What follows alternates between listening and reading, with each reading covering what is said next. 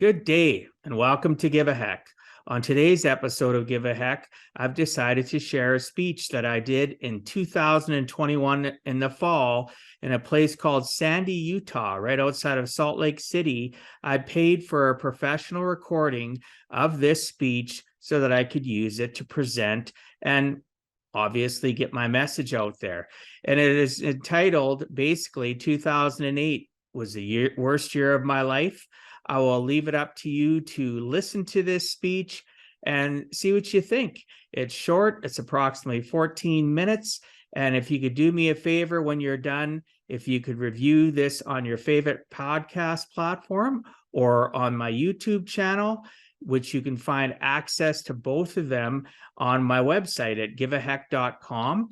If you want, you can go to a site called ratethispodcast.com/giveaheck. That's ratethispodcast.com/giveaheck. And you can literally click on, it'll pick up what sites you utilize for listening to podcasts, and you can rank and review there. Ranking and reviewing allows my podcast to continue to grow so that I can reach out to more people and help them learn to live a life on purpose and not by accident, and give a heck about their lives like I've had to learn how to do and continue to evolve and climb on a daily basis on my continued journey of giving a heck. Thank you so much. I appreciate you all. I appreciate all your support. God bless you all. Peace out, and we'll talk to you soon. Enjoy the next 14 minutes. Have a fantastic day.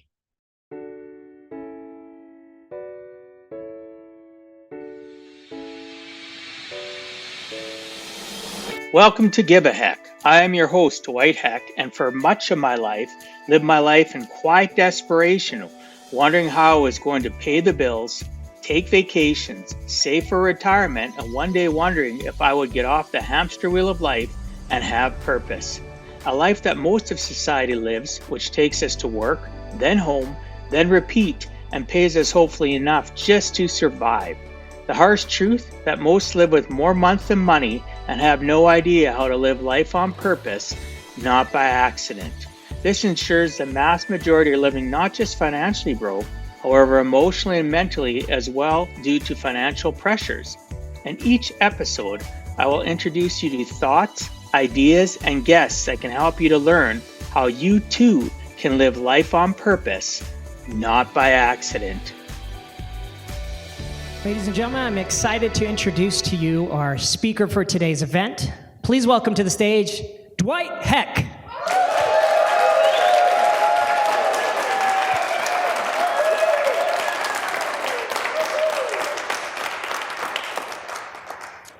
The year was 2008.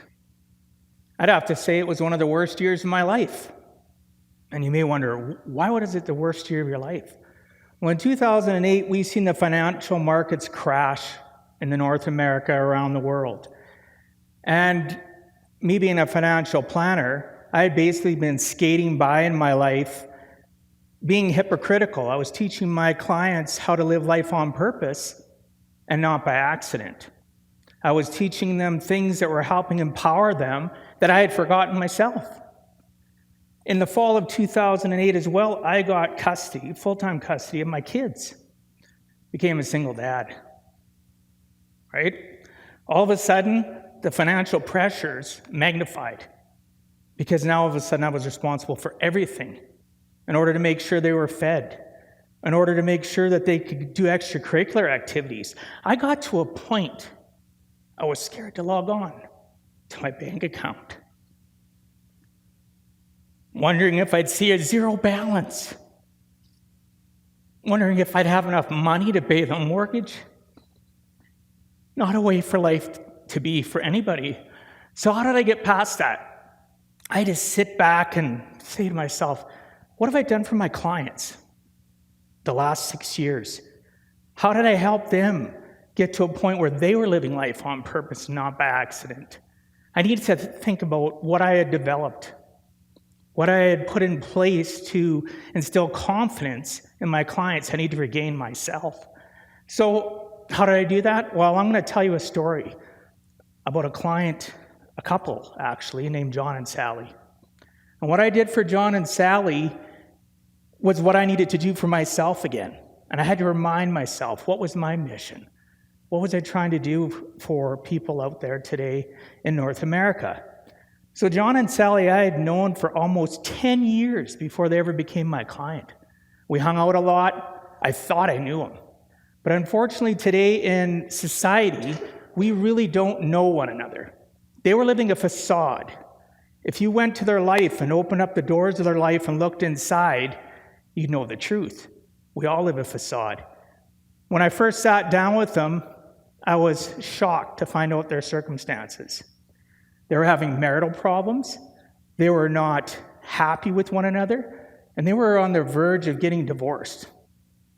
Scary. I did not know that. Like I said, I hung out with them on a personal basis quite often. Went on holidays with them, did different things with them, but I had no clue. How many of you have ever wondered, is your family and friends doing okay? Well, guess what? Statistically, they're not. Today, 91% of people in North America, and this is a global pandemic, really, when you talk about finances, it's spreading across the world. 91 out of 100 people are dead or dead broke at the age of 65. That's scary. You want to think about it? Think of a room of 100 people. 91 people in that room are going to be dead or dead broke at the age of 65. You look to the person to the left of you, you look to the person to the right of you. One of you or both are not going to make it. Scary situation. So how did I start out by helping John and Sally? Well, I goal set with them. And you're thinking, goal setting? What does goal setting have to have? Like, what purpose is goal setting to help somebody with their finances? Well, guess what? In every case where a person has refused to goal set with me, they fall back onto the hamster wheel of life. 90 days later, 180 days later, they're going into the bad habits. So goal setting starts a conversation. With that conversation, I can now understand their pain points. What got them to their current circumstance? Why did they get in such financial strife, right? And just as an addition, 3 out of 5 marriages today in North America fail because of financial strife, because of lack of knowledge and understanding the rules of the money game. So I sat with John and Sally and we goal set. And I cover between 10 and 12 different goals specifically. And there's 4 that always are predominantly the same. Whether it's an individual or a couple, or even groups that I've coached, these 4 things are always something that people struggle with, and they really want. Number 1 is to get out of debt. Debt is a cancer in our society. It's eating families and individuals alive. Number 2, they want to be able to go on a vacation. Shocking, right? No, going to your local lake and hanging out and camping in a tent is not really what most consider a vacation. It's jet setting across the world, going to Hawaii or maybe Jamaica. So that was the second thing that was really predominant for them, predominant with my clients. The next thing is they literally want to be able to, in the event of a tragedy, make sure their loved ones are protected, that their loved ones are going to feel at peace, that they're going to be able to move on with their lives. And lastly, we look at the situation of the biggest and most key thing is getting people out of debt. In order to do that, though, you have to budget with people. And budgeting, you think to yourself, budgeting? What does budgeting have to do with living life on purpose, not by accident? Well, you think about budgeting in the fact that the consumer industry, part of that being credit companies and the banks, have led you to believe, don't live by a month of living with a budget. Press R3 copies. Don't pay a cent of it. Pay for this product in a year from now. They don't tell you they're going to charge you 30% interest, and if you don't pay it off when it's done, they're going to take all that interest and accumulate it. Next thing you know, more financial burden. So when you actually budget with somebody, I sit and I say to them, okay, well, what do you put down in your budget? And they'll sit there and they'll tell me all the different items that they want to budget. And sadly, today in North America, most people that budget do it on the back of an envelope, and they write very superficial things, and they miss key things. And what do I mean by that? When John and Sally were done, I said to them, well, hey, John, Sally, do you ever get haircuts? Do you ever get an oil change on your vehicle? Well, yeah, I got attitude from them. And that's because people don't like being put on the spot. You got to obviously do it in an appropriate way. And I said to them, well, that is really important that you put that on there. Does it come out of the same bank account that your paycheck's going to? Well, yeah.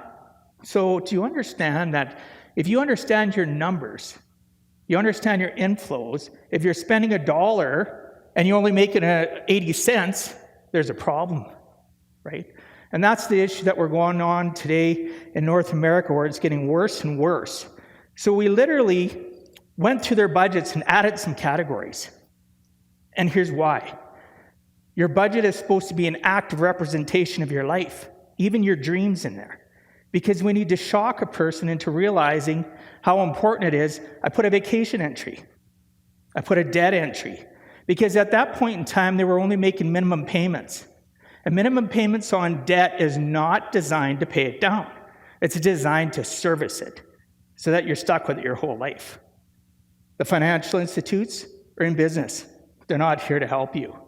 So we basically put the vacation, we put it to pay off debt, and the most important entry we put in there was the event of a tragedy, so that Sally, who was the one that wanted it the most, could have her life insurance, right? And as an addition, life insurance is actually very economical. It's a misconception that it's expensive, and I'm so glad that we put that in, and I'll tell you in a few minutes why. So we went through this process, got their inflows of how much income, their outflows of their debt, including the new payments that they were looking at doing. And we realized that there was a common pattern that needed to be addressed. The pattern that needed to be addressed is that they were, sadly, like most people in North America, by the end of the month, they don't even make it to the end of the month. They're already financially broke halfway through. So they live they live financially with a month that's longer than their money is, right? So that has become a very bad problem today in our society, where people are literally living with more months than money. So then you go through the budgeting items and go, well, what can you cut out? Well, guess what? People don't know. So that's why I'm there. I'm there to help them understand the differences between a need and a want. I've been teaching my kids that since they were little. Do you know what the difference is between a need and a want? Many of you probably don't. So the difference is at the end of the day, if your car breaks down and all you have is credit, that's a need. You want to put a fancy stereo in your car? That's a want. Makes sense, right? So that's basically what I do, is I educate people on how they need to live a life on purpose through a budget.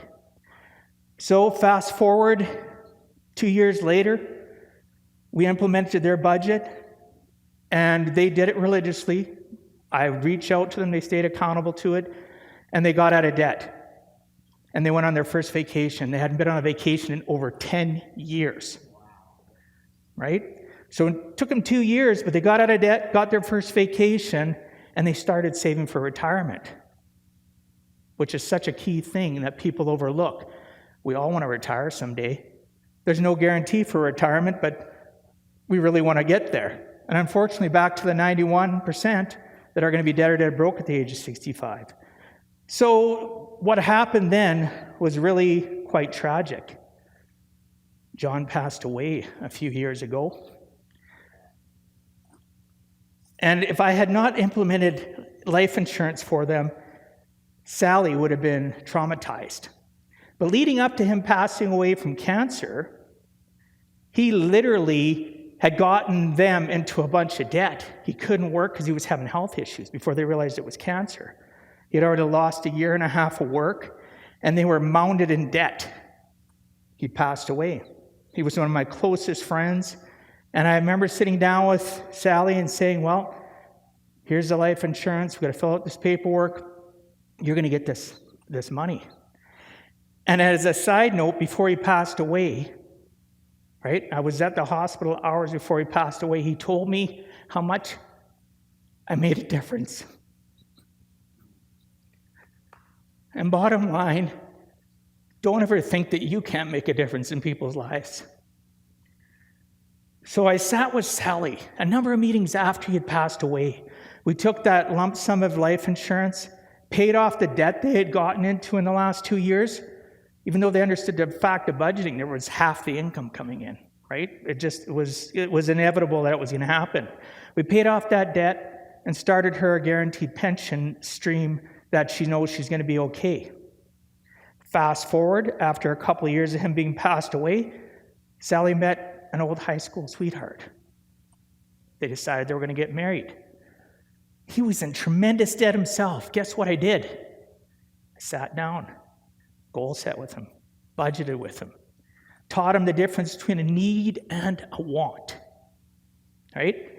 This year, I remember the gladness I had in my heart. She reached out to me and she said, you know what? I got such exciting news to tell you about. So I contacted her and I said, what's up? She said, he's out of debt. He's completely out of debt. Right? And I was just like, yeah, right? I could feel a gladness in my heart. I could feel my body light up, and it rejuvenated me for, to go out and continue to help families, to live life on purpose and not by accident, to ensure that they live a comfortable life, be able to someday retire in comfort, and yes, with the insurance aspect, pass with dignity and make sure that their families are going to be okay. So you may be thinking to yourself, well, it's too late for me, Dwight. I can't do this. I can't accomplish what you're talking about. And I'm here to tell you can.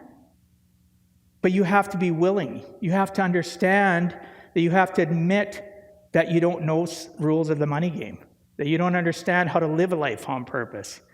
And there's coaches such as myself out there that can help you. Or if you know somebody that can help you, get a hold of them. If you'd like to get a hold of me, you can reach out to me. Just access my website, right, at giveaheck.com. You can go on there. You can also purchase my book.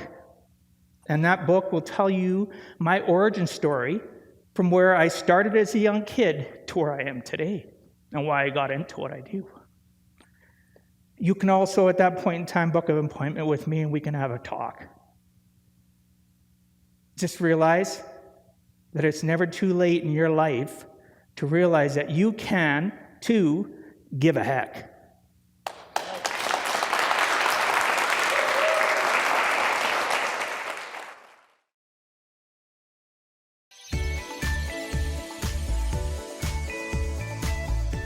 Thank you for taking time out of your day and listening to Give a Heck. If you find value, I'd appreciate you sharing with your friends and family so they too can learn how to live life on purpose, not by accident.